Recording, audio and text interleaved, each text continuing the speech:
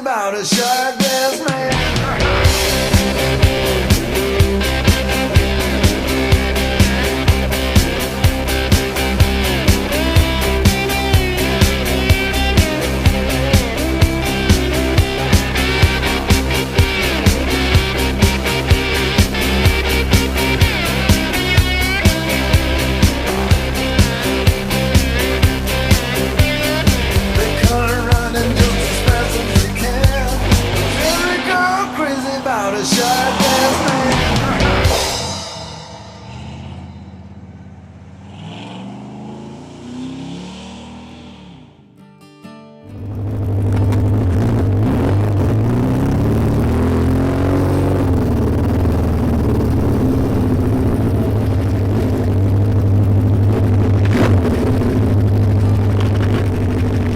I appreciate you guys being with us this month. If you remember last month, we was working on the Dodge panel. We talked about getting some doors out of the state of Arizona. We've got the doors are done, they're fitted, the latches are done. I'm going to show you that a little bit later. The 54 Bel Air, the chop top lead sled, we've completed all the improvements to that car. I'm going to show you that, the seat belts, the door poppers, and some other safety issues I'll show you on that car. The 57 Chevy truck with the Corvette motor, the SSR chassis, we've blown that truck back apart. It's at the sandblaster. We'll take a look at just the carcass is what's remaining. But I wanted to show you today, a factory custom motorcycle. This is a Yamaha Stryker. It's a 1300cc motorcycle. Came from the factory this way. Now the reason I'm showing you this bike is this. We painted certain parts of this bike. And what I wanted to emphasize to you is that you don't always have to paint the whole motorcycle. All we did on this bike was the gentleman that owns it had a few scratches on the back fender and he added a fairing. So what we did was we color matched and painted it to match the bike. That is a heavy pearl color. It's a reddish orange color. And so most motorcycles, they don't give out the paint code. So you have to match it by eye. You have to find a color that's close and you tweak that color until you get it just right. Now I only painted the back fender and I painted the fairing. You're hard pressed to tell that I color matched and painted them. Just a good example that you don't have to do the whole job. Now the cool thing about this bike is why I had him bring it back today. We actually finished the job last week, wasn't it? I had him bring it back today just for the purpose of showing you what a factory custom looks like. This looks like a full-blown hardcore chopper. 1300cc and the rear tire is a 240. This is the stuff guys are building, but you can go buy a Yamaha already set up this way. I'm not a Yamaha guy until I seen this one. I think this bike's really cool. And it takes several hours to do that, and I'm willing to put in the time to do that to make the color to where you just don't know that I painted it. But, oh, you know what else we're going to do today? Chuck brought the 550 project up and we're going to do a burnout. Chuck and I was teased not long ago at a show that, man, your bikes are pretty, but I don't think they'll perform. So what we're going to do is we're going to do a burnout on the 550 and show you just what one of our builds can do. Let's go to the back, yep. Take a look at some of the projects we've got going on and bring you up to speed there, and then we'll get with Chuck and let him do some showing off. Sound like a plan? Let's go to the back.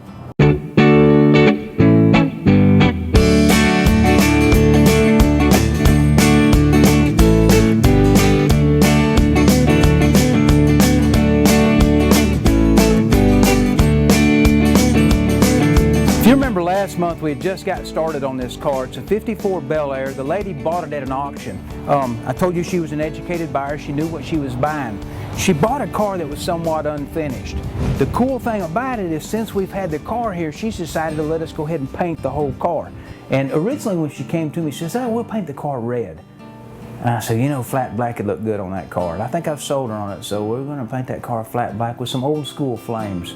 What we've had to do though, is we've had to get the car up to speed, make it safe, make it reliable, and put some creature comforts in the car. One of the things that wasn't finished on the car was, if you'll notice, they shaved the door handles. In other words, the guy that built the car took the door handles off. And to open the door, the window had to be down, and you'd reach in the window to open the door. So what we did was we installed door poppers for her, so that the doors open with the push of a button. The first set I bought was too long of a throw. No, they pulled the handle too far.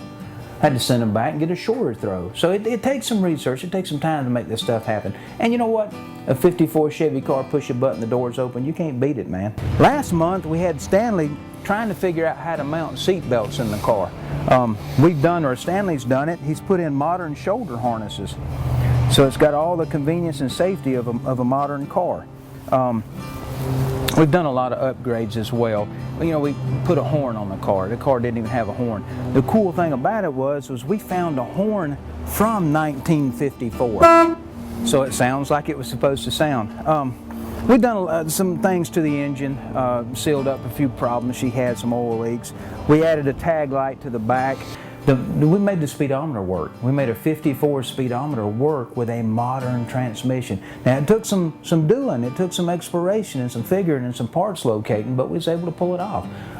There's no reason why, if you have a car, and I hear so many people say, well, the speedometer doesn't work or the oil light doesn't work. Well, you know what? If it worked at one time, it can work today. I actually went out and test drove the car and was paced by a local police officer to verify that the speedometer was right. So all that's functioning well. We got the car running great, and tonight she's coming to pick the car up. She's going to take it to base with her, and in about 2 weeks she's going to bring it back, and hopefully you guys will get to see us paint this car. But all in all, I'm proud of what we've done to it.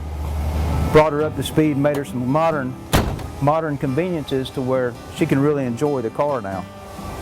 The Dodge panel has come a long way since last month. Last month we basically had the Dodge roughed in. All the body work was roughed in. If you remember, it was in primer with a black guide coat. Now, since last month, we have sanded the entire vehicle with a finer grit sandpaper, and we've re-primed it. So this is actually a second coat of primer for this car. Also, if you remember, I was explaining to you that we needed to locate doors, and we had in the state of Arizona. Now, we went through a spell, me and the owner, which I called him a little hard-headed on the last TV episode, and you know what, he drove it home when he brought the doors. He brought me 2 doors. Actually, he brought me a door and a half. So what you see on that truck, the passenger door, he brought me the lower half. So we had to graft on a bottom half of a door. Now, the driver's door we did replace completely. We've got them fitted, we've done all the body work on the doors, and as well, if you remember, this truck is a modern Dodge Dakota running gear. So underneath the hood is a modern Dodge motor. The chassis, of course it's dusty, the chassis is all Dodge Dakota, and even the dash in this truck is Dodge Dakota.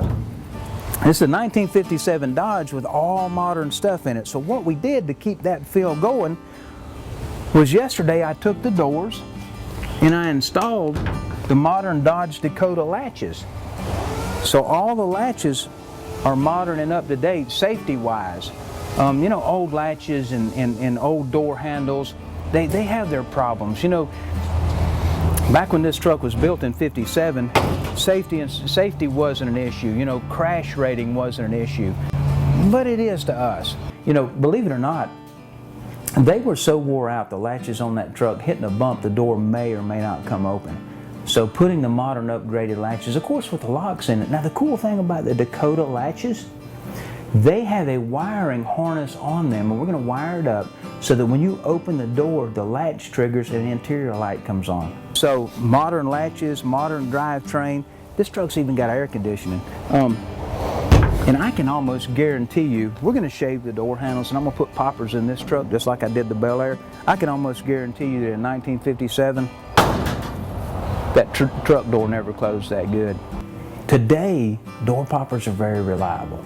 They're electronic, and I always put a fail-safe in the car when I do electronic door poppers. So there is a manual way to open that door that's hidden that I will show the car owner, that you just don't let it out, you know, but there's a hidden way to open that door if the battery goes dead or a popper goes out or something. So let's go in here and let's go in the shop and see what Stanley and the guys are working on today. Crazy about a shot man.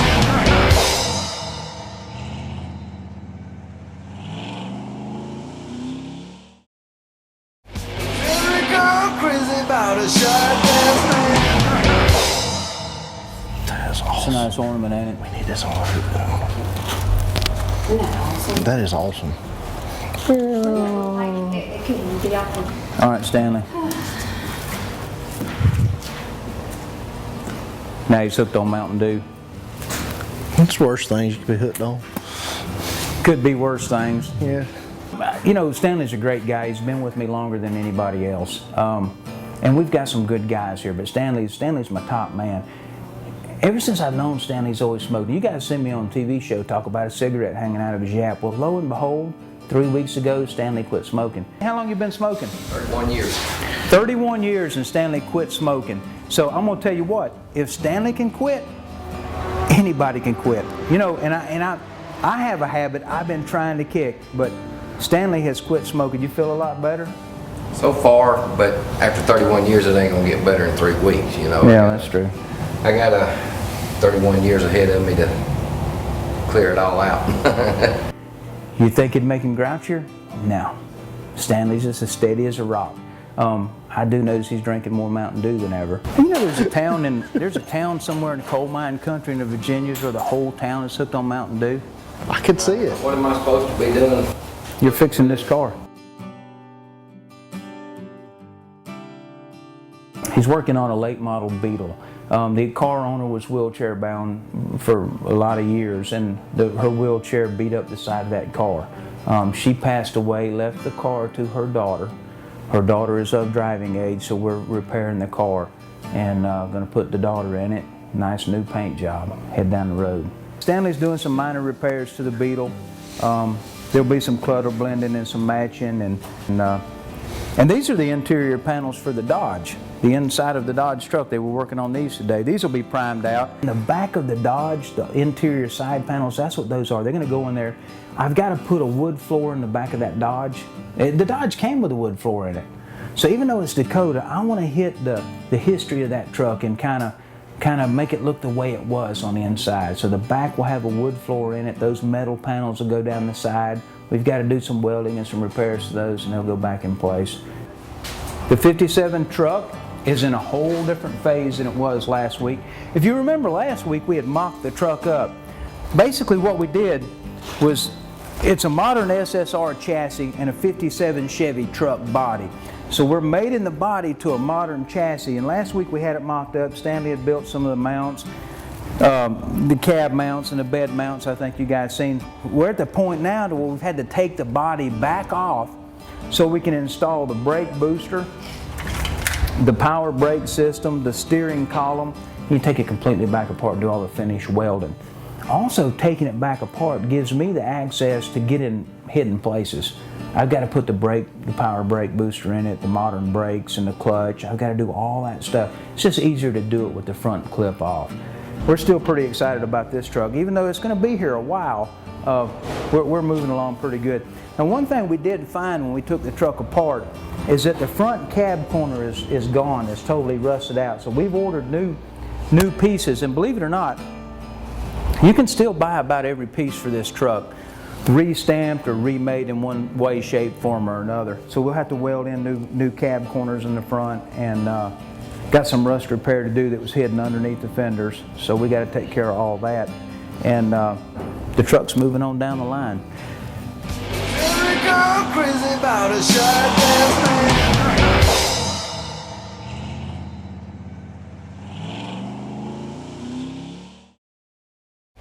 Every girl crazy about a sharp ass man.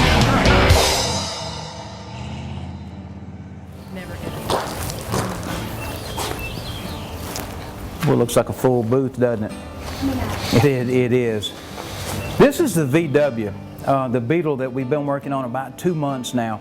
Now, every component you can dream of is off of this car. It's done. It's ready to paint. Now, the thing about that paint job is I've got every part of that car in the booth. The booth is crowded. It's going to take me most of a day to paint it. Now, I may stay tonight and paint it. I may just do it tomorrow. I haven't decided yet. Energy level is going to dictate that one. You can hardly get away with painting a car in pieces. I've talked about it in the past. Black is one of the few colors you can do. This car is going orange.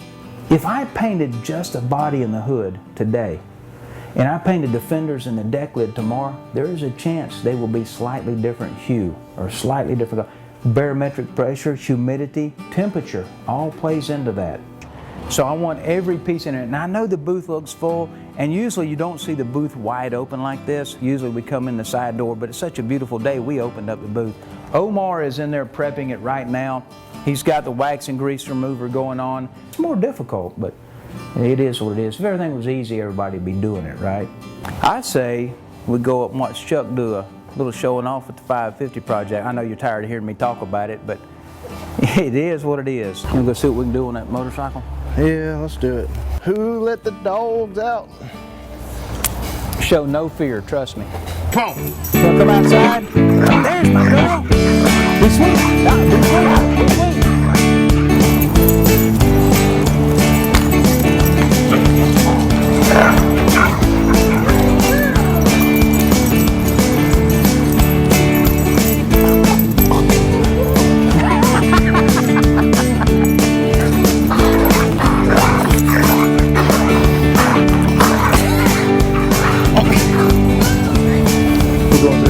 Which one? We'll go through the gate. That dog just wore me out. Oh, Chuck. What I want to talk about is we kind of got ribbed. Chuck and I kind of got ribbed that we was at a swap meet for motorcycles, and we had our display set up. We had both our bikes there, the Zombie Slayer and the 550, and one of the guys, kind of hardcore, he says, "Man, that's a pretty bike, but I don't see those bikes performing." You remember that guy who was talking about they were in a magazine? They're not worth anything. They're in a magazine. Yeah. What we decided to do is we decided to show off a little bit and show the people on TV that the bikes will perform. So you want to fire it up, pull it over here. Oh, wait, he bought a new tire, so we're going to waste his tire. Well, it's an $80 tire. Well, you can build these things to look at. That's great. They're beautiful to look at, but if they won't perform, why do it?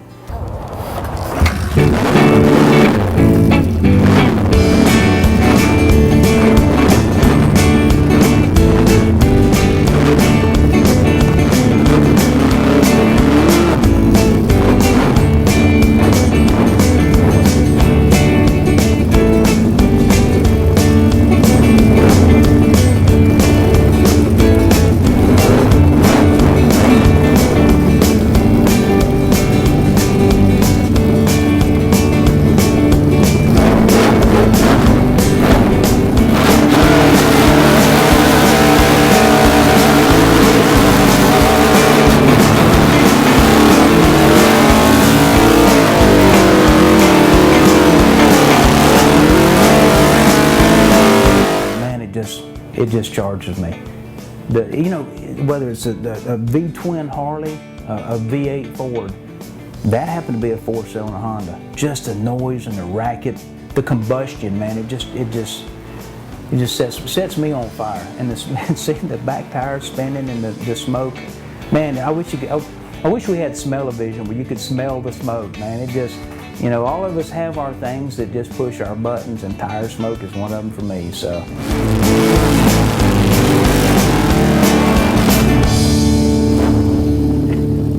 Nothing like building something and trying to tear it up. Bulletproof though. They're built to have fun. Built to have fun. I appreciate you guys tuning in. We'll see you next month.